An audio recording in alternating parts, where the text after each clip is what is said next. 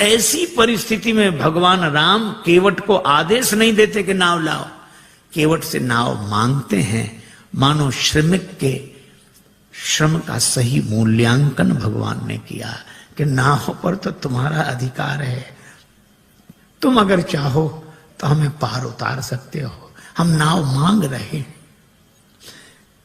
केवट ने सुना तो आंखों में आंसू आ गए, हृदय भाव से भर गया, क्योंकि उस बेचारे ने तो जिंदगी भर आदेश का स्वर सुना था, पर कोई नाव पहली बार मांग रहा था और नाव मांगते देखकर उसके मन में निश्चय हो गया कि ये नर रूप में नारायण है। जो श्रमिक के श्रम का इतना सही मूल्यांकन कर सके वे तो भगवान ही हो सकते हैं। कहा ही तुम्हारा मरम मैं जान गया। भगवान कहते नाव इधर लाओ, केवट उधर ले गया। भगवान ने कहा इधर ले आओ, नहीं लाऊंगा, मैं जानता हूं आपके बारे में अच्छी तरह। अब भगवान को तो हंसी लगी, लक्ष्मण जी को बड़ा बुरा लगा। श्री जानकी जी भी चुप। अच्छा बोलो, राम जी की जगह दूसरा कोई होता तो बड़ा दुखी होता कि आज ऐसे दिन भी आ गए, केवट नाव नहीं ला रहा है। दूसरा कोई होता तो ये सोचता कोई बात नहीं, दिन खराब है, समय की बात है, अच्छे दिन आने दो, सबसे पहले तुम्ही को देखेंगे। पर भगवान हंस रहे, बेहसे करुणायन। गम को सहने में भी कुदरत ने मजा रखा है। एक कवि ने कहा कि दिल दे तो इस मिजाज का परवरदिगार दे, जो रंज की भी घड़ियां खुशी से गुजार दे। भगवान मुस्कुरा रहे हैं, केवट नाव के लिए मना कर रहा। एक महात्मा से किसी ने कहा कि हम बहुत परेशान रहते हैं और परेशानी से मुक्त होने का उपाय बताओ। महात्मा बोले शान से परे हो जाओ, परेशान रहोगे ही नहीं। ये परेशान तो शान ही किए, हमें मना कर दिया, हमको हमको हमको, और हमारे लिए हम ही परेशान किए हैं। भगवान मुस्कुरा रहे हैं। और केवट क्या कर, हम आपके बारे में अच्छी तरह जानते हैं। ये जानना तो वैसे हुआ, एक अध्यापक ने अपने विद्यार्थी से कहा कि तुम्हारे पिताजी 5,000 रुपए हमसे उधार लें 3 रुपए प्रति सैकड़ा ब्याज की दर से, तो 6 महीने बाद कितना लौटाएंगे, हिसाब लगाकर बताओ। सो विद्यार्थी बोला सर 1 नया पैसा नहीं। तो अध्यापक ने कान पकड़ के तमाचा लगाया, बोले क्यों रे, तू हिसाब नहीं जानता, गणित नहीं जानता? विद्यार्थी बोला सर मैं तो हिसाब गणित जानता हूं, पर आप मेरे बाप को नहीं जानते, उसने जिसका लिया है दिया है आज तक, जो आपका ही देगा। अब कोई ऐसे कहे कि हम आपके बारे में अच्छी तरह जानते हैं, तो यही लगे कि ऐसा क्या हुआ जो ये जानता है। पर राम जी मुस्कुरा रहे हैं बेहसे, और श्री लक्ष्मण जी जानकी जी की ओर देखकर मुस्कुराते कि तुम भी मुस्कुराओ, काहे को ऐसे उदास क्यों हो। भगवान ने लक्ष्मण जी से कहा कि लक्ष्मण, ऐसा विचित्र भक्त देखा जिसे मैं बुलाऊं और ना आवे। लक्ष्मण जी तो मौके की तलाश में थे, खींच रहे थे। लक्ष्मण जी ने कहा कि प्रभु आपके जितने भक्त होते सब ऐसे ही होते, जो आपका कहना न माने वही आपके भक्त। भगवान ने कहा यही विचित्र भक्त है, दूसरा कौन? का दूसरे सुमंत जी। सुमंत जी रथ में बैठे, ये नाव में बैठा है। सुमंत जी को भेजते हो कि अयोध्या जाओ, और केवट को बुलाते हो कि नाव लेकर आओ। तो जिसे भेजते हो वो जाता नहीं, और जिसे बुलाते हो वो आता नहीं है। न ये कहना माने न वो कहना माने। और लक्ष्मण जी के इस व्यंग पर जानकी माता भी मुस्कुराई, राम जी को भी हंसी आई। पर राम जी ने कहा लक्ष्मण, किसी दुकानदार का सगुन सवेरे सवेरे बिगड़ जाए, उधार मांगने वाला आ जाए, तो बेचारा क्या सोचता है कि कहां से कहां तुम सवेरे सवेरे आ गए, अब दिन भर उधारी का ही सामना करना पड़ेगा, सगुन बिगड़ गया। तो भगवान श्री राम जी ने कहा कि लक्ष्मण, इसी तरह मेरी यात्रा का सगुन बिगड़ गया। जब मैं चला तो वनवास केवल मेरे लिए हुआ था। 14 वर्ष राम वनवासी। लक्ष्मण तुम्हारा भी वनवास नहीं था, श्री सीता जी का भी वनवास नहीं था, तो मैंने तुम दोनों को मना किया कि नहीं कि हमारे साथ वन मत चलो? दोनों बोले हाँ किया तो था। राम जी बोले तो फिर आप दोनों ने हमारा कहना माना? दोनों बोले नहीं माना। राम जी बोले हम तभी समझ गए थे कि जब यात्रा के शुरू में ये हाल है, जब अपने घर के ही लोग कहना नहीं मान रहे तो आगे जितने मिलेंगे सब ऐसे ही मिलेंगे। पर भगवान ने कहा कि श्री लक्ष्मण और श्री जानकी जी से कि आप दोनों ने कहना इसलिए नहीं माना क्योंकि मेरे प्रति प्रेम है, प्रेम के कारण कहना नहीं माना। तो मुझे लगता है कि केवट भी प्रेमी ही होगा, वो भी कहना नहीं मान रहा है। लक्ष्मण जी ने कहा इसमें प्रेम तो दिख नहीं रहा है। भगवान ने कहा केवट के जीवन में प्रेम का दर्शन है, प्रेम का प्रदर्शन नहीं है। जैसे हम लोगों का होता है, जो मिले उसी से, अरे आप तो हमें प्राणों से अधिक प्रिय हो। सच कह रहे हैं, प्राणों से अधिक प्रिय। और एक से ही नहीं कहेंगे, दूसरे से कहेंगे थोड़ी देर बाद फिर, अरे भैया प्राणों से ज्यादा प्रिय हो। दिन में 10-20 से कह देते प्राणों से अधिक प्रिय हो। ये तो भगवान की बड़ी कृपा है कि प्राण ये सुनकर नाराज नहीं होते। नहीं कहीं प्राण नाराज हो जाए कि हमसे ज्यादा प्रिय है तो इन्हीं को रखो, अब हम जा रहे हैं। कोई नहीं कहेगा। केवट के जीवन में प्रेम का दर्शन है। लक्ष्मण जी ने कहा कि महाराज इसका प्रेम तो आप ही समझो। अच्छा केवट क्या सोच रहा है?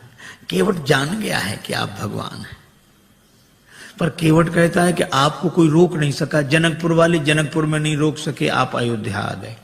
अयोध्या वाले अयोध्या में नहीं रोक सके, आप श्रृंगवेरपुर आ गए। और श्रृंगवेरपुर के राजा श्रृंगवेरपुर में नहीं रोक सके, आप गंगा जी किनारे आ गए।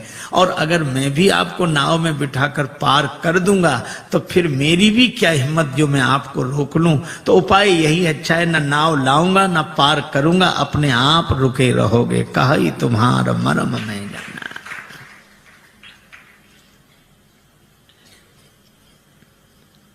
भगवान से कहता है कि प्रभु महाराज आपके चरण कमलों की रज में ऐसा जादू है, मनुष्य बना देने की शक्ति है। शिला को चरण छुला दिया, नारी बन गई। भगवान ने कहा तो शिला तो पत्थर की होती, तुम्हारी नाव कोई पत्थर की है?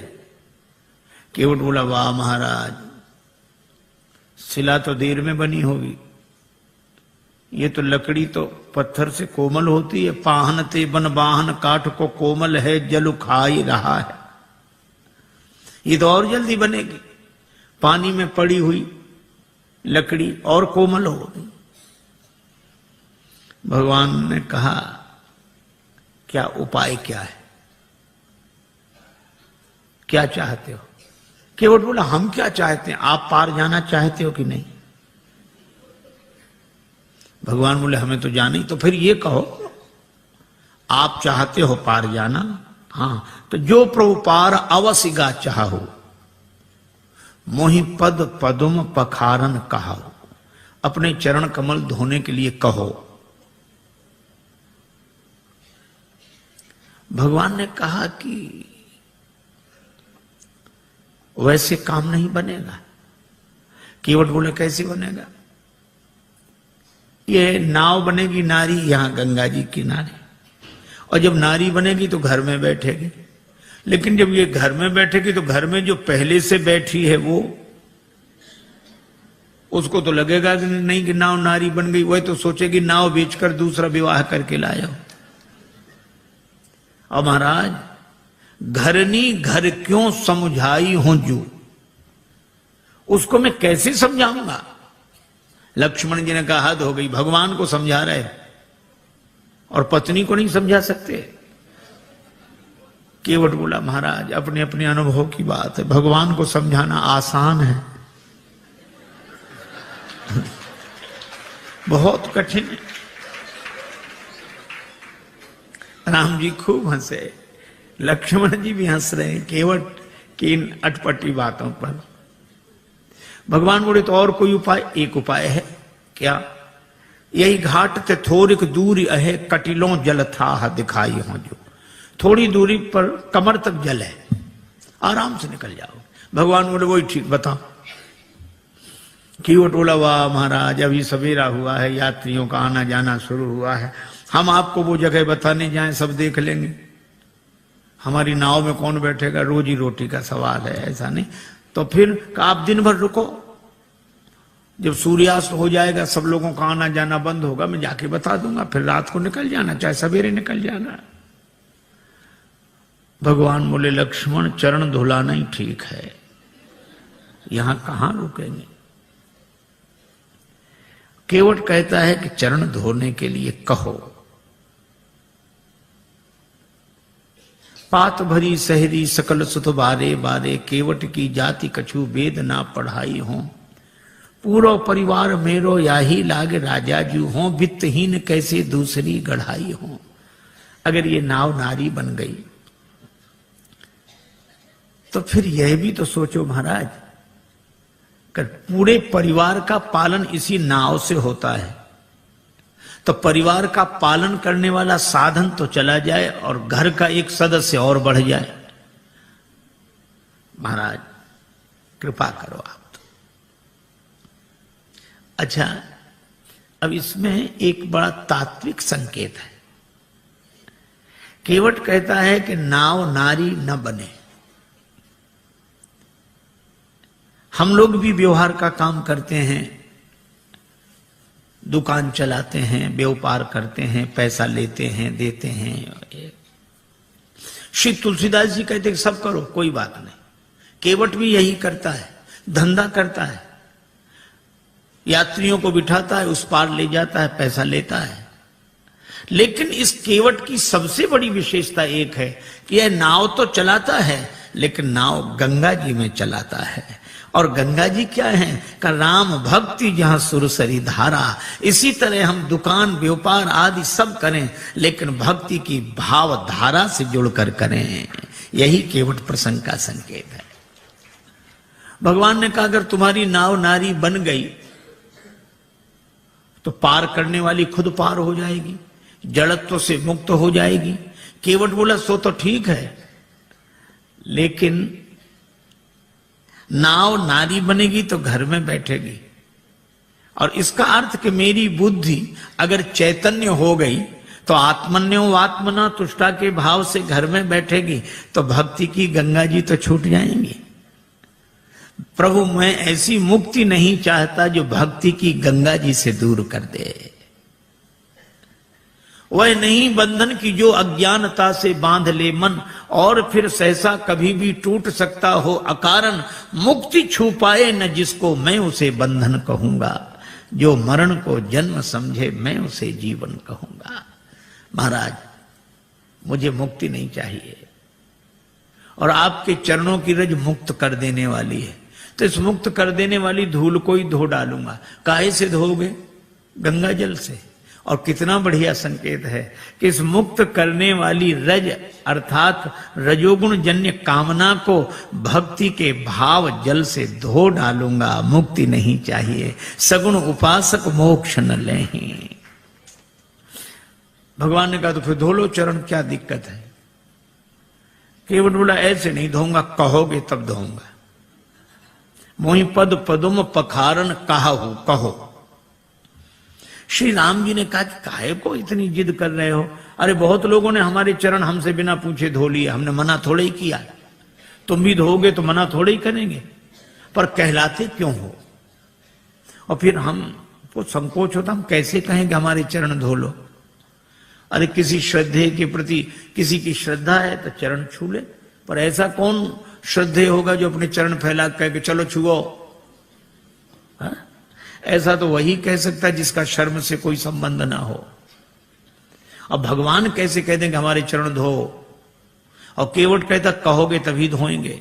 तो भगवान ने बिना कहा कि बिना पूछे धो लो। बहुतों ने धो लिए। केवट ने कहा सुनो महाराज, जिन्होंने बिना पूछे आपके चरण धो लिए उनकी अपनी गरज रही होगी, उन्हें भवसागर से पार जाना होगा, इसलिए उन्होंने आपके चरण आपसे बिना पूछे धो लिए। लेकिन यहां गरज मेरी नहीं, यहां गरज आपकी है। मुझे पार नहीं जाना, पार आपको जाना है। इसलिए अगर पार जाना हो तो कहो कि हमारे चरण धोकर हमें पार कर दो। भगवान मुस्कुराए कि केवट सब कुछ पाए ले रहा है, पर इतना चतुर है एहसान रत्ती भर नहीं। आपकी गरज है, कहना हो कहो। लक्ष्मण जी बोले अगर चरण धुला लें तो? लक्ष्मण जी बोले सुन, पहली बात सुन, भगवान से भी बहस कर रहा है, कहीं भगवान नाराज हो गए तो वापिस चले जाएंगे। केवट बोला नहीं जाएंगे। कहा ही तुम्हारा मरम में जाना। श्री जानकी जी भी साथ आई हैं, और मरम शब्द का एक ही अर्थ है, रकार रामचंद्र हैं, मकार मातु जानकी। तो ये रकार रूपी राम जी मकार से घिरे हुए हैं, अर्थात श्री जानकी जी की कृपा के कारण आए हैं, और जानकी जी उपस्थित हैं तो श्री राम लौट नहीं सकते, वो तो कल्याण करके ही जाएंगे। अच्छा सो तो ठीक है। भगवान बोले अगर चरण धुला लें तो? केवट बोला चरण धुला लो तो कोई हम पर एहसान करोगे? औरों से उतराई लेता हूं, आपसे नहीं लूंगा। नहीं लोगे ना? पद कमल धोए चढ़ाई नाव, ननाथ उतराई चहो।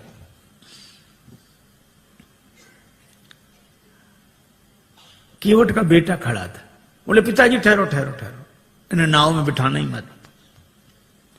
क्यों? चरण धो लेंगे फिर क्या कठिनाई है? चरण छुलाने से तो शिला नारी बनी थी। केवट का बेटा बोला इनके हाथों से भी खतरा है। चरण इन्होंने शिला को छुलाए थे, हाथ इन्होंने धनुष को छुलाए थे। छुअत ही टूट पिनाक पुराना। अगर चरण छुलाने से नाव के नारी बनने का डर है तो हाथ छुलाने से नाव धनुष की तरह टूट जाएगी। इनको किसी भी दशा में बिठा लो ही मत ना। लक्ष्मण जी ने सुना कि केवट है सो है, बेटा और गजब। पर केवट बोला नहीं नहीं, चरण धुला लेंगे बस। भगवान से केवट कहता है उतराई नहीं लूंगा। भगवान ने कहा उतराई क्यों नहीं लोगे? केवट बोला आपके पास देने को होगा क्या? बनवासी बने घूम रहे हो। तो जो बात आप बाद में कहोगे तो हम पहले ही कहे दे रहे हैं कि उतराई नहीं लेंगे। अच्छा नहीं लोगे उतराई, इसका प्रमाण क्या है? सबूत क्या है? केवट बोला मोहे राम रावरी आन दशरथ शपथ सब सांची कहो। राम जी आपकी सौगंध, महाराज दशरथ की सौगंध, सही सही कह रहा हूं। श्री लक्ष्मण जी को लगा कि भगवान ने शीलवश जितनी ढील इसे दे दी है, अब ये कोई बोलने का ढंग है कि हमारी बात बिल्कुल सही है, आपकी कसम, आपके बाप की कसम। बोलने में तो ऐसे ही लग रहा है, पर केवट ऐसे बोल नहीं रहा था। बोल नहीं रहा था, बोल नहीं पा रहा था। वो कह रहा था मैं आपकी सौगंध ऐसे कर रहा हूं जैसे दशरथ शपथ, भीष्म प्रतिज्ञा, बलिदान, इसी तरह ये शब्द है दशरथ शपथ। दशरथ शपथ की तरह मैं आपकी सौगंध कर रहा हूं। लेकिन बेचारा बोल नहीं पाया। लक्ष्मण जी को लगा कि अच्छा, धनुष पर बाण चढ़ाया, तैयार हो जा मरने के लिए। पर केवट उसी तरह बोला, बाण को देखा, हाँ चलाओ चलाओ बाण, मार दो मार दो, मेरा परम सौभाग्य है, मारो तो बाण। लक्ष्मण जी को लगा ये मौत से भी नहीं डरता, तो इसको डराने का उपाय क्या है? तेरा परम सौभाग्य कैसे? केवट बोला अभी थोड़ा ही पता लगेगा, मर जाऊंगा फिर जांच होगी, उस जांच में मैं बड़ा सौभाग्यशाली माना जाऊंगा। क्यों? मरूंगा हाथ से किसके? जो श्री रघुवीर का प्यारा है, राम जी के भक्त के हाथों मरूं। और मरूंगा किस जगह? जहां निर्मल गंगा की धारा है, जहां गंगा जी बह रही हो। और मरूंगा सामने किसके? कि जिनका दास होता हूं, राम जी का भक्त हूं, राम जी के सामने मर रहा हूं। और मरूंगा किस खता पर? पांव करुणा निधि के धोता हूं। चरण धो रहा हूं। अगर इन पद पंकजों पर प्राण खो जाएगा केवट, तो मरकर भी जमाने में अमर हो जाएगा केवट। फिर क्यों ऐसा समय श्रीमान जाने दूं, न क्यों जाने की जीवन के सन्मुख जान जाने दूं। तैयार हूं, बाण मारो। सरकार को प्राण न ते प्रिय बंधु, वही मोहे बाण ते मारत है। मरता हूं कहां सुच गंग के तीर, शरीर सो प्राण सिधारत है। समूहे कही सु विनीत सुनो, रघुनाथ सो नाथ निहारत है। अपराध यही इस दास का है, प्रभु के पद पद्म पखारत है। लोग यही कहेंगे कि राम जी ने लक्ष्मण जी से कह के उसको मरवा दिया, छोटे भाई से कह के मरवा दिया। राम जी की बदनामी होगी, और राम जी की बदनामी करानी हो तो चलाओ बाण, हमारा तो कुछ नहीं बिगड़ेगा। प्राण तो किसी न किसी दिन जाएंगे, पर ऐसा मौका मिलेगा नहीं। लक्ष्मण जी को लगा कि राम जी की बदनामी कराने थोड़े ही आए हैं, अब क्या करें। तो बाण फिर तूणी में रख लिया। कहने लगे प्रभु इससे तो आप ही बात करो। पर केवट कह क्या रहा है, जब लगी न पाए पखारी हूं। इतनी देर से केवट क्या कह रहा था, चरण कमल रज कहां सब कहां, चरण कमल मोहि पद पदुम पखारन कहाऊ। पद कमल धोए चढ़ाई नाव, पद कमल पद पद्म चरण कमल। और जब लक्ष्मण जी ने बाण चढ़ाया तो वो भी आवेश में बोला, जब लग न पाए पखारी हूं। भूल गया चरण कमल पद पद्म पद कमल पाए। जो स्वाभाविक होता है वो ऐसे अवसर पर निकल पड़ता है। एक आदमी किसी गांव में गया, वो गांव वालों से पूछता, क्यों भैया ये गांव रामपुरा है? तो गांव के लोग, बुंदेलखंड की घटना, ये रामपुरा है? तो गांव वाले कहें हाओ। अब वो समझे नहीं कि हाओ है कि रामपुरा। फिर दूसरे से पूछा, भैया रामपुरा? हाओ। तीसरे से पूछा, रामपुरा? हाओ। अब सब कहें हाओ। एक आदमी पढ़ा लिखा दिखा, उसने कहा कि भाई साहब ये गांव रामपुरा है? उसने कहा जी हां। हाँ, अब समझ में आया, यहां सब लोग हाओ हाओ करते थे, आपने जी हां कहा। तो वो बोला कि जो बिना पढ़े लिखे लोग हैं वे हाओ हाओ करते हैं, और जो पढ़े लिखे हैं वे जी हां ऐसे बोलते हैं। अच्छा, तो आप तो पढ़े लिखे होंगे? तो बोला हाओ। अब जो स्वाभाविक था सो निकल गया। अब लक्ष्मण जी को भी बड़ा अटपटा लगे, श्री सीता जी को भी, पर राम जी मुस्कुरा रहे। सुन केवट के बैन, प्रेम लपेटे अटपटे, बेहसे करुणाएं। भगवान हंसते हैं। बात भले ही अटपटी हो पर प्रेम में लिपटी हो तो परमात्मा को प्रसन्न कर देती है। राजस्थान के एक छोटे से गांव में एक महात्मा गए, सत्संग हुआ। एक सत्संगी नित्य आते थे। एक दिन उन्होंने प्रार्थना की कि महाराज यहां से और ज्यादा इंटीरियर में हमारा छोटा सा गांव है, मां आ नहीं सकती, उनको दर्शन देने चलो। महात्मा ने कहा ठीक चलते हैं। एक दिन गए, उस व्यक्ति ने मां से कहा कि मां महात्मा आए प्रणाम कर। तो बुढ़िया श्रद्धालु तो थी, लेकिन अपने टूटी फूटी मारवाड़ी बोली में बोली, गोरुजी थारे खुर छू। अब एक तो गुरुजी को गोरूजी कह रही थी और चरणों को खुर। महात्मा को बड़ा अटपटा लगा। अभी तो रोज चरण कमल सुनते थे, अब चरण भी कहती तो ठीक, पांव भी कहती तो ठीक, खुर खुर तो पशुओं के होते हैं। तो महात्मा उसे प्रेम से समझाने लगे, माता जी ऐसे बोलती हो महात्माओं से, नरक जाओगी नरक। बुढ़िया इतनी सरल थी, वो ये भी नहीं जानती थी कि नरक क्या होता। उसको लगा कि महात्मा आशीर्वाद दे रहे हैं, तो हाथ जोड़ के कहने लगी, महाराज हमारा कहां भाग्य जो नरक जाए, नरक तो आप जैसे महापुरुषों को मिले हैं प्रभु। महात्मा खिलखिला के हंसने लगे। अरे ऐसी सरलता पर महात्मा क्या परमात्मा प्रसन्न हो जाते हैं।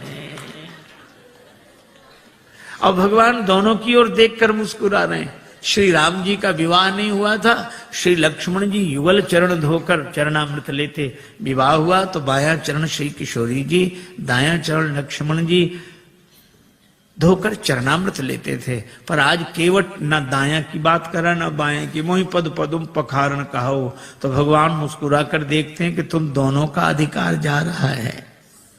बेहसे करुणायन। और केवट की मांग की चौपाई एक ही, बहाने से भी बात नहीं बनी। एक के घर मेहमान आया, जाने का नाम ना ले। दोपहर का तो भोजन करा दिया, वो इतना कृपण कि शाम का भोजन न कराए। लेकिन मना कैसे करे। बेटे से बोला मेहमान के पास जब बैठे हो तब आकर पूछना शाम के भोजन के लिए। बेटे ने कहा पिताजी शाम को भोजन क्या बने। तो पिता मेहमान के बगल में बैठा था। पिता कहने लगे शाम को फिर भोजन, अभी मेहमान के साथ तो हमने भोजन किया ही था, अब शाम को फिर भोजन करें, हम कोई राक्षस हैं? मेहमान से पूछ लो, मतलब मेहमान भोजन करे तो राक्षस। बेचारे मेहमान ने भी कह दिया कि नहीं ठीक है, हो गया। बहाने में लोग बड़े चतुर। एक महात्मा किसी वृद्धा माता के यहां भोजन को गए, मैया ने सब भोजन परोस दिया, पंखा लेके बैठ गई। थाली में पीछे पापड़ रखे थे, पापड़ परोसना भूल गई। अब महात्मा का मन पापड़ पे जाए बार बार। मन का ये स्वभाव है, जो करोड़ों की चीज मिली हो तो उसे 2 कौड़ी की लगती है, 2 कौड़ी की चीज ना मिले तो करोड़ों की लगती है। उधर ही देखे, लेकिन मांगने में शर्म भी लगे और बुढ़िया को याद ना आवे। सो महात्मा बोले मैया भगवान की बड़ी कृपा, आज जो आपका दर्शन हो गया। क्यों? रास्ते में बड़ा लंबा सांप मिला। सांप? हाँ लंबा था बहुत। कितना लंबा महाराज? यहां से वो पापड़ की थाली रखी। बुढ़िया बोले अरे महाराज पापड़ परोसना तो मैं भूल ही गई। महात्मा बोले हम तो बता रहे थे कि सांप कितना लंबा था। तो कई बार बहाने से भी बात बन जाती, युक्ति से बना लेना चाहिए, लेकिन कई बार बहाने से भी बात नहीं बनती। एक के घर मेहमान आए जाए नहीं, और बेचारा घर वाला संकोची कुछ कहे नहीं। 5-7 दिन हो गए। एक दिन पति पत्नी से बोला कि देवी ये मेहमान तो जाता ही नहीं, कोई उपाय। पत्नी बोली और खिलाओ पिलाओ और सम्मान करो, काहे को जाएगा वो। देखो देखो ये व्यंग मत करो, तो उपाय बताओ। पत्नी बोली उपाय तो है 3 मर्ज, उपाय 1। बुखार हो, जुखाम हो, मेहमान हो। ज्वर जुखाम और पाहुना, ज्वर जुखाम और पाहुना, इनका एक उपाय, लंघन दे दो तान के फिर न वापस आए। लंघन दे दो बुखार नहीं आएगा, लंघन दे दो जुकाम नहीं आएगा, और लंघन दे दो मेहमान नहीं आएगा। हाँ ये बात तो ठीक है, लेकिन अब हम लोग भोजन बनाएं उसे ना दें तो एक दिन ना बनाओ। तो नहीं बनाने का तो कोई कारण होगा। झगड़ा, हम लोगों में झगड़ा होते नहीं, झूठा ही झगड़ा कर लो। अब बाहर वाले कमरे में मेहमान बैठा, अब भीतर जोर जोर से इन्होंने झगड़ा करना शुरू किया। पति ने डांटना शुरू किया, और पत्नी ने मुझे देखो तुम मुझे डांटते रहते, और आज और ये आज भोजन ही नहीं बनाऊंगी मैं। पति बोला बनाना ही मत, मैं कोई मर नहीं जाऊंगा एक दिन भूखे। अब जो झगड़ा शुरू हुआ, और मेहमान ने सुना कि आज इन्हीं को नहीं मिल रहा है, तो उसने अपना थैला उठाया गया। पत्नी ने देखा कि गया, पति ने देखा गया। सो पति बोला आप काहे को रो रही हो, हमने कोई सच्चा डांटा था, हमने तो झूठा डांटा था। सो पत्नी मुस्कुरा कर बोली मैं कोई सचमुच रो रही हूं, मैं तो झूठे ही रो रही हूं। लेकिन आश्चर्य, तब तक मेहमान भीतर, हम कोई सच्चे गए थे, हम भी तो झूठे ही गए थे। कई बार प्रयास करने पर भी काम नहीं बनता। भगवान ने बड़ा प्रयास किया, पर केवट बोला साफ साफ कहो, प्रबंध हो लो। प्रेम पराधीन प्रभु की यह अभय वाणी सुनकर केवट गया, कठौते में जल भर लाया। आहा, उस दृश्य को आप देखें। कठौता एक ओर रख दिया, बाईं हथेली आगे बढ़ाई, श्री राघवेंद्र का दायां चरण रखा और कठौते से जल छोड़ दिया, लगा धोने। मन में तो यही भाव है कि वही चरण जिन चरणन ते निकसी सुरसरी। बड़े भाव से चरण धो रहा, लेकिन पता नहीं लगने दे रहा। श्री लक्ष्मण जी ने कहा कि अच्छा केवट, बड़े भाव के कारण चरण धो रहे हो? केवट बोला नहीं नहीं सरकार, हम तो नाव के कारण चरण धो रहे हैं, भाव के कारण नहीं। भगवान एक पांव से खड़े हैं, केवट बैठा, देवता भी आश्चर्य कर रहे हैं कि ऐसे भक्त तो देखे जो भगवान के सामने एक पांव से खड़े रहे, पर ऐसा भक्त नहीं देखा जिसके सामने भगवान ही एक पांव से खड़े रहे। बड़ी देर हो गई, भगवान ने कहा केवट चरण धुल गए? केवट बोला हाँ महाराज धुला तो, लेकिन तब तक भगवान ने चरण नीचे रख दिया। केवट बोला गड़बड़ी कर दी, चरण गीला था, पहुंच तो लेने देते मेरी इस फटी दुपटी से, आपने पहुंचने नहीं दिया, गीला चरण धरती में रखा, धूल लग गई, दोबारा धोना पड़ेगा।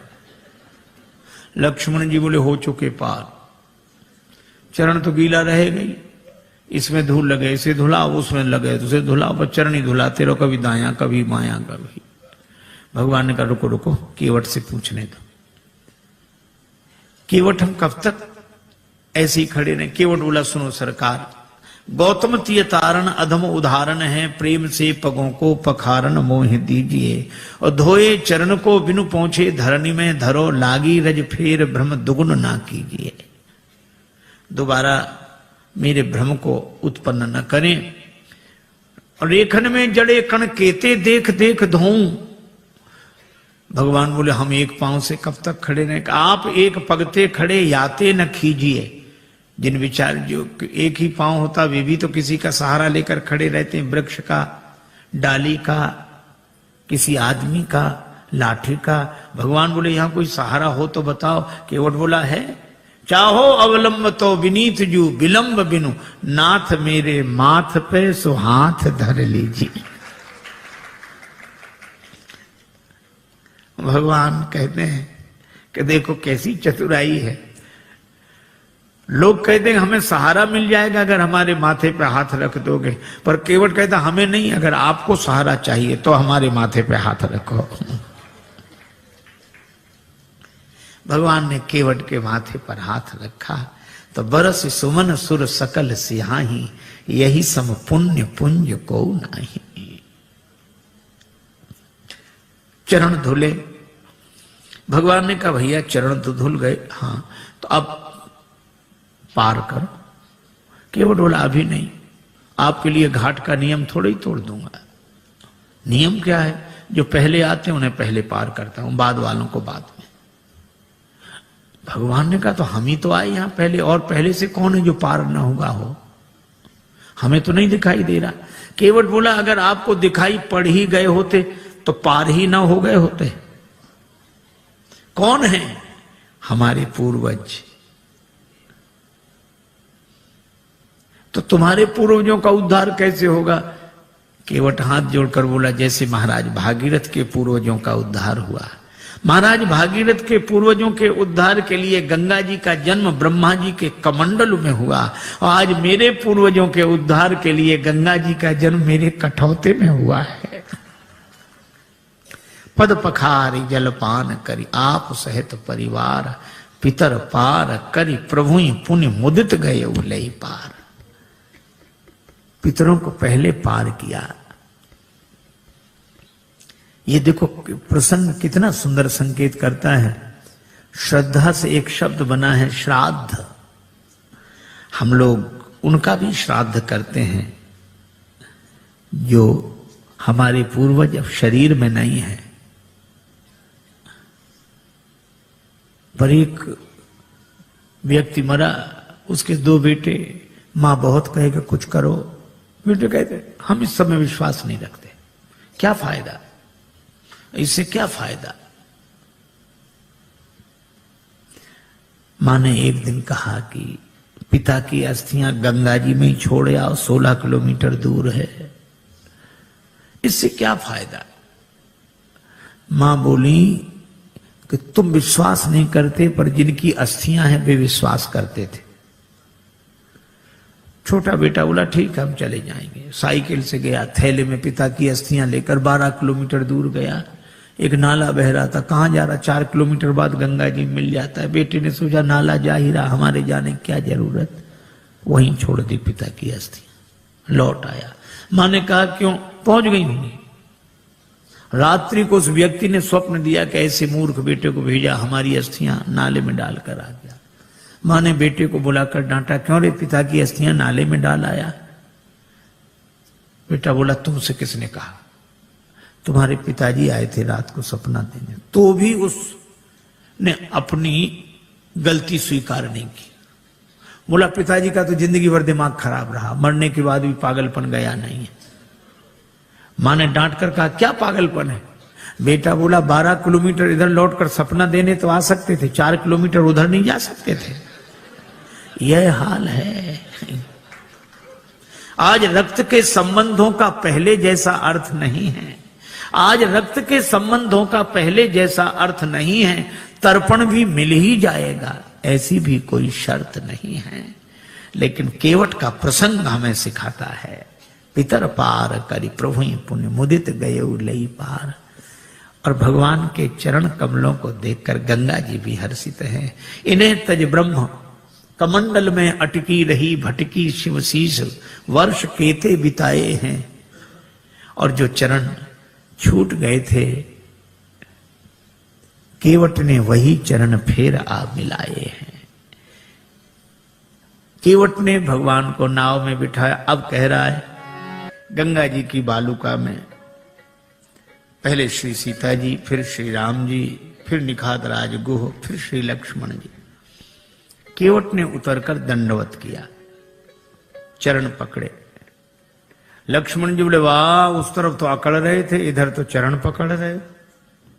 केवट ने कहा वो तो घाट घाट का तरीका है, उधर पार नहीं किया था तो अकड़ कर रोक सकते थे, अब तो पार कर दिया तो चरण पकड़ कर ही रोक सकते हैं। पर भगवान को लगा कि इसे कुछ दिया नहीं।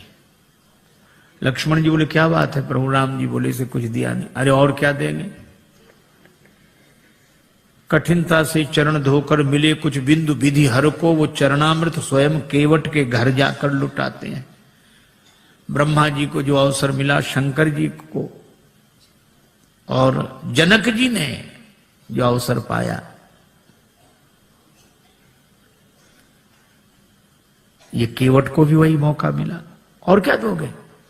भगवान बोले धीरे बोलो लक्ष्मण, ने उतराई की कौन कहे, चरण धुलाई भी देनी पड़ेगी। चरण भी तो हमने अपने मतलब से ही धुलाए थे। लेकिन दें क्या, कुछ है नहीं। कितना अद्भुत है यह प्रसंग। श्री जानकी जी पिय ही की सी जान निहारी, मन मुंदरी मन मुदित उतारी। मन मुद्रिका उतार कर प्रभु को दी, आप दे दो उतराई। राम जी सोच रहे हैं कि हमारे हाथ में कुछ है नहीं, केवट को दें क्या। पर श्री जानकी जी ने मन में सोचा और कहा कि प्रभु, मन ही मन कहा कि प्रभु आपके उस हाथ में नहीं, इस हाथ में तो है। श्री राम जी ने कहा कि तुम्हारा हाथ मेरा हाथ कब से हो गया। श्री जानकी जी ने कहा कि प्रभु जब से मेरे पिता ने मेरा हाथ आपके हाथ में दे दिया, उस दिन से मेरा हाथ आपका हाथ हो गया। उतार कर अंगूठी दे। यह आदर्श दाम्पत्य प्रेम का अनुपम उदाहरण। आप कल्पना करो, आज की परिस्थिति में अगर ऐसा होता, कोई घर छोड़कर वन में होता और साथ में पत्नी होती और उसे कुछ देना होता, बेचारे पति को ही कहना पड़ता कि वो ऐसा है, वो पत्नी के हाँ बोलो क्या बात, बोलो बोलो क्या ये अंगूठी। पत्नी क्या कहती, अपना तो सब बर्बाद कर ही बैठे, ऐसा स्वभाव। अब यही और बच्चे तो ले आग लगा दो, चाहे जो कुछ करो, ले यही होता।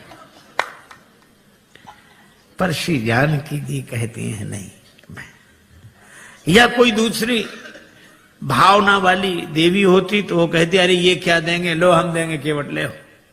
पर श्री जानकी जी यह नहीं करती, राम जी को देती, प्रभु आप दे दो। भगवान ने कहा केवट उतराई ले लो, कहे कृपालु ले हो उतराई, केवट चरण गहे अकुलाई। महाराज नहीं चाहिए। भगवान ने कहा क्यों नहीं चाहिए? क्या तुम्हारे मन में इच्छा नहीं थी? इच्छा थी तब मिल नहीं रहा था, और अब मिल रहा है तो इच्छा नहीं। भागती फिरती थी दुनिया जब तलब करते थे हम, और छोड़ दी हमने तलब तो अब बेकरार आने को है। अच्छा तो तुम्हारे मन में इच्छा क्यों नहीं रही? केवट बोला मैं आपसे मांगने के लिए तैयार खड़ा था कि कहां तक औरों के सामने हाथ फैलाता रहूंगा। राम जी से मांगूंगा तो फिर और किसी से मांगना नहीं पड़ेगा। मैं आपसे मांगने के लिए तैयार खड़ा था। भगवान ने कहा फिर हम बिना मांगे अंगूठी दे रहे हैं, क्यों नहीं दे रहे हो? केवट बोला मेरा विचार बदल गया। कहा क्यों? आपने आती नाव मांगी नाव। केवट बोला ये सुनते ही मेरा विचार बदल गया कि जो मुझसे ही मांग रहा हो अब मैं उससे क्या मांगू। वह तो बहुत बड़ा है जिससे आप कुछ मांगते हो, लेकिन दीन बंधु वह कितना बड़ा है? वह तो बहुत बड़ा है जिसे आप कुछ देते हो, पर वो कितना बड़ा जिससे आप भी कुछ मांगते हो। मांग कर बड़ा बना दिया है, दे दोगे तो छोटा बन जाऊंगा, बड़ा ही रहने दो। नहीं, भगवान ने कहा ये देने लेने की बात क्या, मजदूरी दे रहे हैं हम तो। केवट ने कहा मजदूरी हम उनसे लेते हैं जिन्हें हम पार करते हैं, जिन्हें हम पार करते हैं उनसे मजदूरी लेते हैं।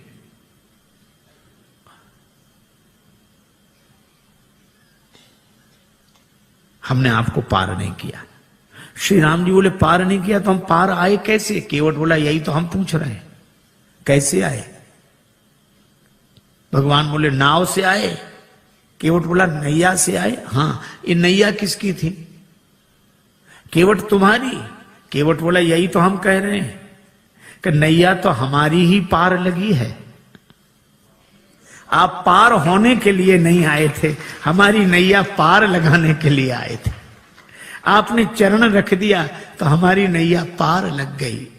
उतराई तो हमें देनी चाहिए, दे नहीं सकते तो ले कैसे लें? इसलिए प्रभु नहीं चाहिए। भगवान ने कहा कर ले लो। केवट बोला कि प्रभु वैसे भी नहीं ले सकते, हमारी आपकी बिरादरी एक है, हम लोग सगे भाई हैं। भगवान ने लक्ष्मण जी की तरफ देखा कि सुन ले। लक्ष्मण जी बोले अभी क्या और मोह लगाओ भाई, पता नहीं क्या क्या बनेगा वो अभी। भगवान ने कहा लक्ष्मण अभी पूछते हैं। केवट से कहा कैसे भाई? केवट ने कहा कि मैं गंगा तट का माझी हूं, तुम भवसागर के केवट हो। मैं इस भव सरिता के तीर में हूं, मैं इस सुरसरी के तीर में हूं, तुम उस भव सरिता के तट हो। आपका भी काम पार करना, मेरा काम भी पार करना। तो मजदूर कहीं मजदूरों से मजदूरी लेते हैं भैया, मल्लाह कहीं मल्लाहों से मल्लाही लेते हैं भैया। भगवान बोले तो हम किसी का कर्ज नहीं रखते। केवट बोला हमारा रख लो। क्यों? चुकाने दोबारा तो आ जाओगे। भगवान बोले हम ना आए तो? केवट बोला हम वसूल करने आ जाएंगे। कहां वसूल करने आओगे? केवट ने कहा अपने को ऋणी समझते हो तो ऋण तुम वहीं चुका देना। मैंने तुमको है पार किया, तुम मुझको पार लगा देना। मैंने पार किया, उतराई नहीं ली। प्रभु आप भी पार कर देना। मेरे पास उतराई देने के लिए क्या होगा? भगवान ने कहा सो तो होगा ही, लेकिन ले लो। केवट बोला आज मुझे क्या नहीं मिल गया? नाथ आज मैं कहा न पावा, मिटे दोष दुख दारिद्र दावा। दोष मिट गया, मेरे पितरों का उद्धार हो गया तो पितृ दोष मिट गया। आप मेरी अटपटी बात सुनकर मुस्कुराने लगे तो मेरा दुख मिट गया, और आपने मुझसे नाव मांगी तो मेरी दरिद्रता मिट गई। सचमुच ये निराले भक्त होते हैं जो कुछ नहीं मानते। श्री बिंदु जी महाराज ने लिखा है, इश्क एक तरफा में यूं मशरूर हो जाऊंगा मैं, श्याम तुम होगे क्षमा काफूर हो जाऊंगा मैं। और मैं अगर मांगू जो तुमसे मुझको तुम देना न कुछ, वरना फिर प्रेमी नहीं मजदूर हो जाऊंगा मैं अगर देखूं तो देखूं, मैं अगर चाहूं तो चाहूं, तुम ना मुझको चाहना, तुमने अगर चाहा तो फिर मगरूर हो जाऊंगा मैं अगर देखूं तो देखूं, तुम ना मुझको देखना, तुमने अगर देखा तो फिर मशहूर हो जाऊंगा मैं। और मैं अगर तड़पूं तो दृग से बिंदु टपकाना ना तुम, वरना आंखों से तुम्हारे दूर हो जाऊंगा मैं। कुछ नहीं चाहिए, कुछ नहीं चाहिए। लक्ष्मण जी ने कहा कि मैं कहता हूं। लक्ष्मण जी बोले केवट ले ले ले ले उतराई। केवट बोला सरकार में वचन दे चुका था, ना नाथ उतराई चाहो। लक्ष्मण जी बोले भगवान को भी वचन का प्रवचन दिए जा रहा है, ले ले उतराई ले ले ले ले। केवट ने हाथ जोड़कर कहा छोटे सरकार, हमारा वचन आपके बाण की तरह नहीं है जो धनुष पर चढ़ तो जाता है और फिर उतर जाता है। लक्ष्मण जी बोले ये वचन कौन सा बाण से कम है, प्रभु आप ही बात करो इससे।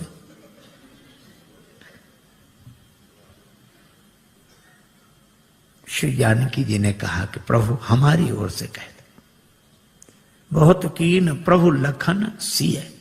श्री जानकी जी की ओर से राम जी ने कहा कि केवट उतराई ले लो। श्री किशोरी जी की अंगूठी है उनकी ओर से। अब तो हंसते रहने वाला, हंसाते रहने वाला केवट भावुक हो गया, नेत्र भर आए, हाथ जोड़कर बोला प्रभु मैंने आपको पार बाद में किया है, पहले आपके चरण धोए और मुझसे पहले भी आपके चरण किसी ने धोए थे, महाराज जनक ने। और महाराज जनक ने आपके चरण धोकर अपनी बेटी जानकी आपको अर्पित कर दी। मैं कैसा चरण धोने वाला जो उसी बेटी की अंगूठी उतराई में ले लूं? मैं दे नहीं सकता तो ले कैसे लूं? केवट के आंसू भर आए और श्री जानकी जी को गंगा जी किनारे भी अपनी मिथिला याद आ गई। भगवान ने कहा केवट तुम कुछ नहीं लेते तो मुझे दे दो। प्रभु आपको क्या दूं? मुझे आज्ञा दो तो मैं जाऊं आगे। केवट ने कहा कि प्रभु इतने काम सब अटपटे उल्टे होते रहे, तो एक काम और, क्या आप ही मुझे भेज दो। क्यों? ताकि मुझे ये लगे कि भगवान मेरे घाट पर है।